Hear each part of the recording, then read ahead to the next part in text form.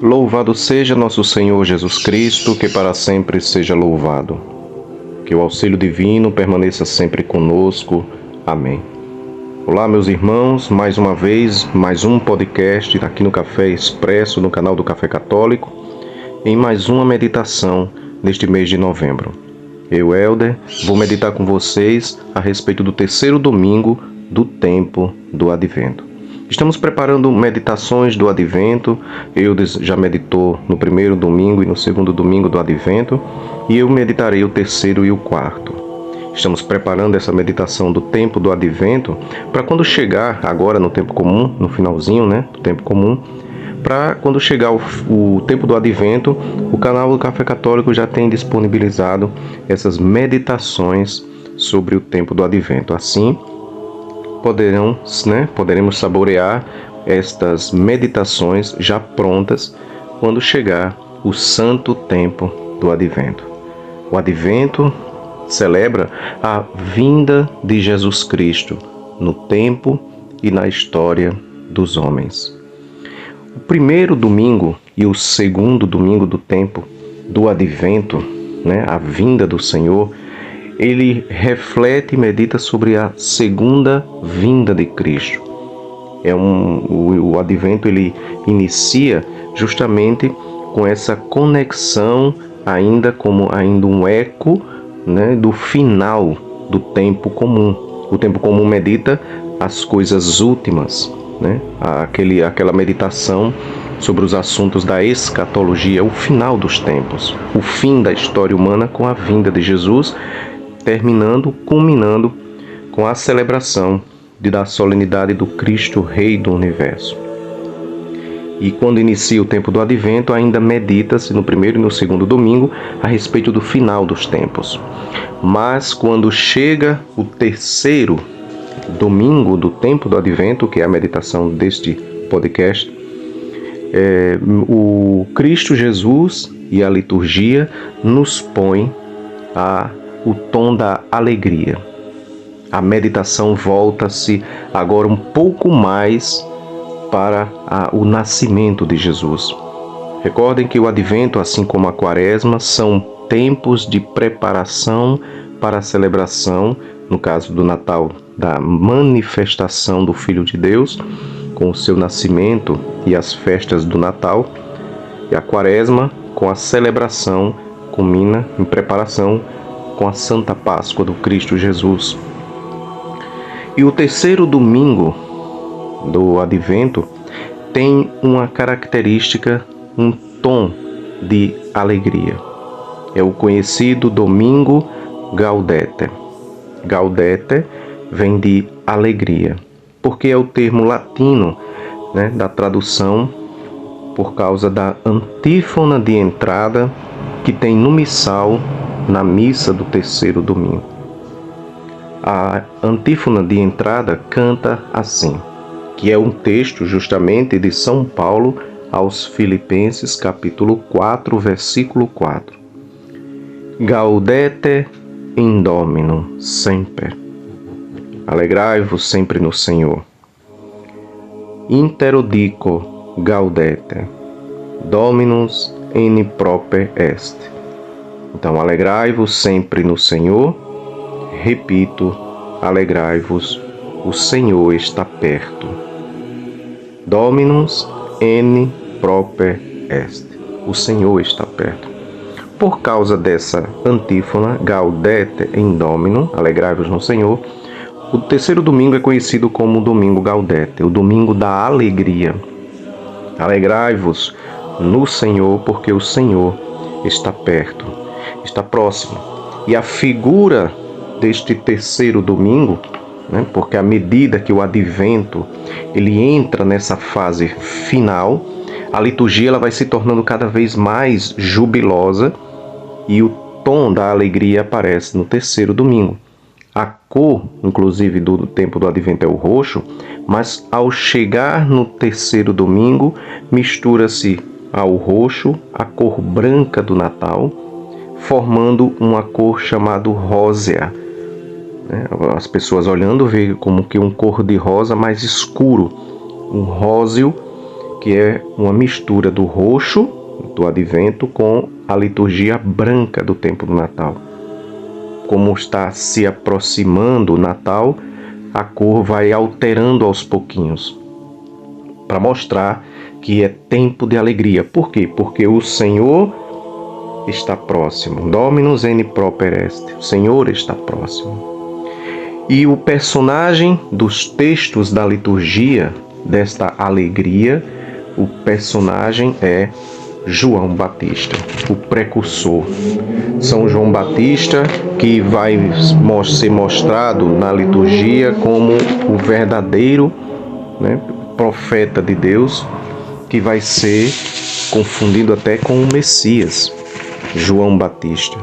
Os textos, antes de voltarmos um pouco para João Batista no Evangelho, os textos da liturgia desse domingo inicia com o profeta Isaías, no capítulo 35, versículo 1 ao 6, pula para o versículo 8 e pula para o versículo 10. Mas é Isaías 35. Nosso Deus virá em pessoa e nos salvará. O salmo é o Salmo 145. Vinde, Senhor, e salvai-nos. Veja, o Senhor está próximo. Vinde, Senhor, e Ele vem. Ele virá.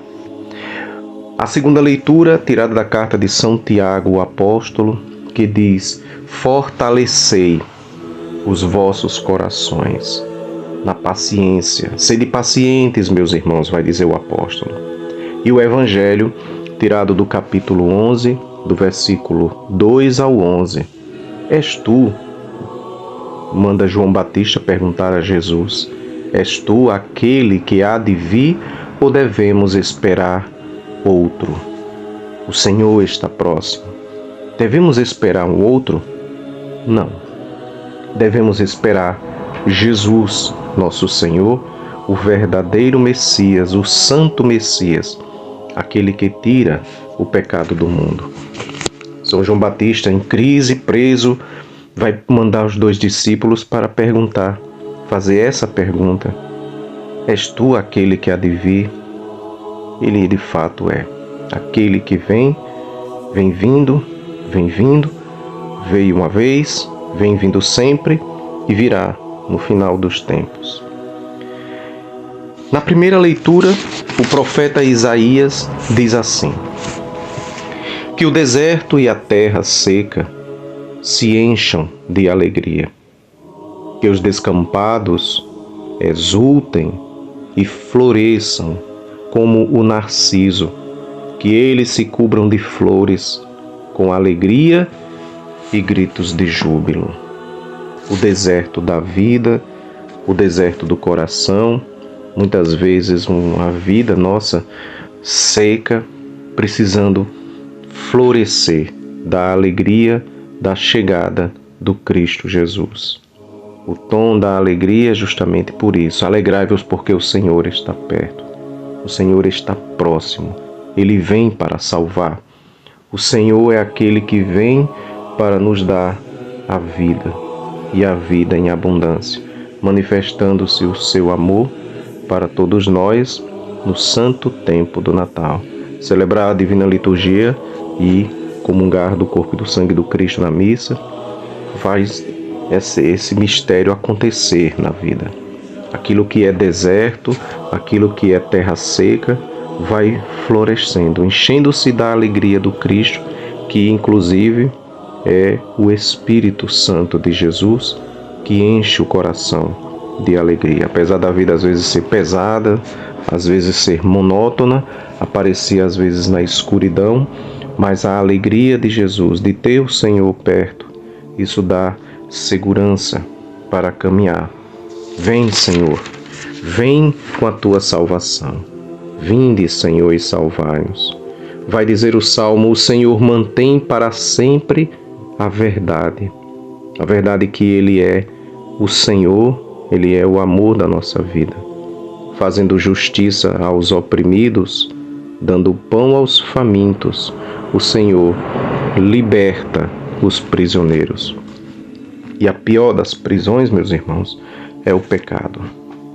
presos e escravos do pecado. Precisamos de um Salvador, precisamos da libertação do Senhor. E nessas leituras, o Senhor nos mostra que devemos sempre guardar a sua palavra para nos momentos em que Ele vem, possamos reconhecê-los. Para isso, fortalecer o coração, como diz o apóstolo São Tiago, na paciência. Sede pacientes, irmãos, diz o apóstolo, até a vinda do Senhor. Veja, Ele vem no Natal, Ele está próximo. Vede como o lavrador espera. Então esperem também como aquele que espera florescer a plantação. Ele que espera a chuva do outono, a chuva da primavera. Assim também nós devemos esperar com paciência e fortaleza, né? Fortalecer o coração. Não deixar o coração fraco ao sabor de qualquer vento de doutrina que venha mostrar uma doutrina longe daquela da Igreja de Cristo, da vontade de Deus. Então, fortalecer o coração e reconhecer que Ele é aquele que há de vir. Ele faz o elogio à figura de João Batista, dizendo, né, quando ao partirem eles, os discípulos de João Batista, quando Jesus diz que ele é o Messias, os discípulos Jesus começa a falar a respeito de João às multidões, dizendo: o que fostes ver no deserto? O que fostes ver? Um caniço agitado pelo vento? Então, o vento que agita o caniço para todos os lados. Nós não podemos ser este caniço agitado para qualquer lugar. Temos que ter um coração firme, alicerçado no Senhor. Depois ele vai dizer: um homem vestido de roupas finas, não foram isso que vocês foram ver no deserto. Então que fostes ver? Um profeta? E aí o Senhor diz: eu vos afirmo que sim, e mais do que um profeta. É dele que está escrito: eis que envio o meu mensageiro à tua frente.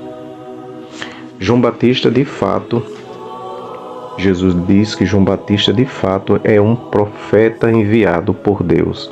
E mais do que um profeta, porque João Batista prefigura, é uma figura profética, a vida de João Batista é uma forma profética da vida de Jesus. Tudo o que aconteceu na vida de João Batista acontecerá na vida de Jesus. Isabel recebe o anúncio do anjo Gabriel, assim como Maria, do nascimento de João, acontecerá com o anúncio de Jesus. João Batista, exulta de alegria no seio da mãe, como Cristo que traz alegria para sua mãe. João Batista vive totalmente consagrado a Deus, assim Jesus será. João Batista é preso e perseguido, prega a conversão: convertei-vos e crede que o Messias virá. O machado está posto à raiz das árvores. E Jesus prega: convertei-vos, a mesma pregação. A pregação de João, Jesus também prega a conversão. João é preso, sofre a prisão, Jesus sofre a prisão. E por fim, João é morto por causa da vontade de Deus, assim como Jesus, que assume a vontade de Deus e morre na cruz. Toda a vida de João Batista é uma pré-figuração da vida de Cristo. Por isso o Senhor diz: muito mais que um profeta. É mais do que um profeta, é dele que está escrito. Então, João Batista é a figura desse terceiro domingo. E de fato, Jesus mostra a João, e diz para que não se escandalize. Em verdade vos digo que entre os nascidos de mulher não surgiu nenhum maior do que João Batista, e no entanto o menor do reino dos céus é maior do que ele. Por quê? Porque o batizado, os cristãos, os filhos de Deus, têm o Espírito Santo. Era algo que João Batista não teve, que era o sacramento do batismo. Então, muito maior, apesar de João ser grande, João ainda não tinha o Espírito. Jesus fala que o menor no reino, o menor que tem o Espírito Santo é maior porque tem o Espírito Santo, como sacramento, coisa que João Batista não teve. Então, preparar-se nesse tempo do Advento para o santo tempo do Natal é essencial, essa preparação.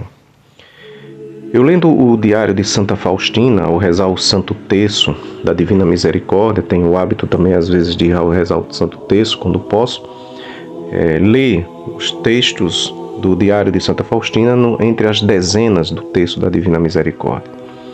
E achei interessante que quando eu cheguei no número 861, é o ano novo, né, de 1937.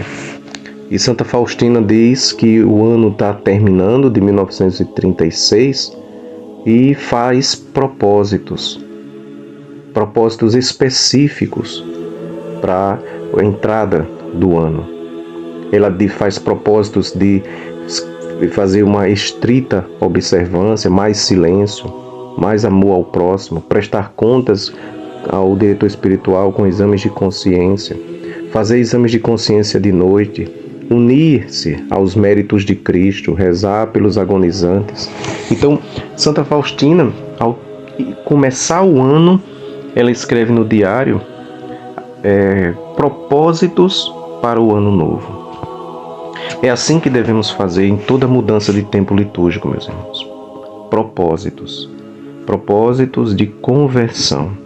Então, no Santo Tempo do Advento, separe o livro da Sagrada Escritura que você vai ler, anote o que vai rezar, a penitência que irá fazer, tudo oferecendo, toda a atenção, toda a delicadeza com um novo tempo, porque pode ser que seja o nosso último Advento, pode ser que seja o último Natal da nossa vida. Então, toda a delicadeza, procurar a confissão, fazer propósitos de conversão para unir-se a Jesus, esperar o Santo Messias, para que a nossa memória, quando chegar o nosso tempo, não sejamos entregues ao nada, mas que sejamos recordados no coração de Deus pela Igreja, como ela faz com os santos. No comum dos doutores da Igreja existe um texto do livro do Apocalipse, no ofício das leituras, que é um texto do capítulo 39 do livro do Eclesiástico, e faz uma meditação a respeito do justo que é lembrado. E diz o versículo 13, 39, Eclesiástico 39, 13. Sua lembrança nunca se apagará, e seu nome vai ser recordado de geração em geração. Isso recorda muito os santos. A Igreja recorda os santos na liturgia. Como você quer ser lembrado? Somente de memória, como um personagem antigo do passado? Não. Como os santos, que não só são lembrados, mas celebrados no divino sacrifício, mas porque foram santos. Os pecadores são esquecidos, os injustos são jogados no esquecimento. Mas os justos, muitos louvarão a sua sabedoria, e a qual jamais a sua sabedoria será esquecida. Que possamos, na nossa vida, ao nos prepararmos neste santo tempo do Advento, pensando nas figuras de João Batista, da Virgem Maria, no próximo encontro do 4º podcast, meditaremos os textos do 4º domingo, mas que eu já desejo a vocês um santo tempo do Advento quando iniciarem a preparação para o Santo Natal. Que Deus possa vos livrar de toda a adversidade, que o Senhor Jesus derrame sobre todos nós as suas bênçãos. Que o Senhor torne os nossos corações atentos à sua palavra, para que possamos transbordar da alegria divina. Alegrai-vos sempre no Senhor. Eu vos digo, repito, alegrai-vos. O Senhor está próximo. Louvado seja nosso Senhor Jesus Cristo, que para sempre seja louvado. Até o próximo encontro, meus irmãos, se Deus quiser.